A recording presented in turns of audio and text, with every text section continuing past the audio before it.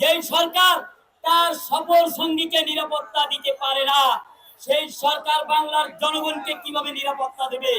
প্রধান ডক্টর মোহাম্মদ ইউনূসের সফল সঙ্গী হিসেবে তিনটি দলের বিভিন্ন নেতা কর্মীরা তার সফল সঙ্গী হিসেবে গিয়েছেন জাতিসংঘের ৮০তম অধিবেশনে যুক্ত হওয়ার জন্য।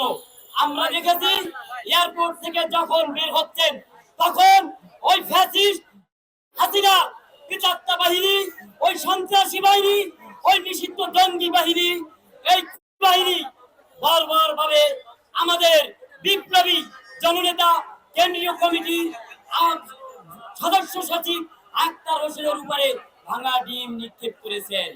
আমরা এর তীব্র নিন্দা জানাই এবং আমরা প্রতিবাদ জানাই। সেখানে বাংলাদেশের পররাষ্ট্র উপদেষ্টা যিনি আছেন তার এই দায় বহন করা উচিত। যেই সরকার তার সফল সঙ্গীকে নিরাপত্তা দিতে পারে না, সেই সরকার বাংলার জনগণকে কিভাবে নিরাপত্তা দেবে? এটা প্রশ্ন থাকে জনমনে।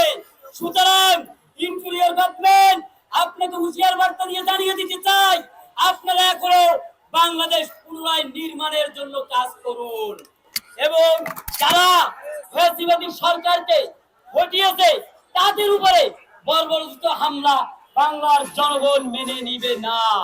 বাংলার জনগণ একটি কথা জানিয়ে দিতে চাই স্পষ্ট, জাতীয় নাগরিক পার্টি এনসিপি জানিয়ে দিতে চাই যে বাংলার জনগণ জুলাই অভ্যুত্থানে ৫ই আগস্টে ফ্যাসিবাদের বিপক্ষে যেভাবে ঐক্যবদ্ধ হয়ে ফ্যাসিস্টকে নির্মূল করেছিল বাংলার মাটি থেকে, সেই একই ভাবে যদি ফ্যাসিবাদকে কেউ পুনর্বহন করতে চায়, কেউ পুনর্বাসন করতে চায়, তাদেরকেও বাংলার মাটিতে স্থান দেবেন এই বাংলার জনতা। আমি এই বলে আমার সংক্ষিপ্ত বক্তব্য শেষ করছি।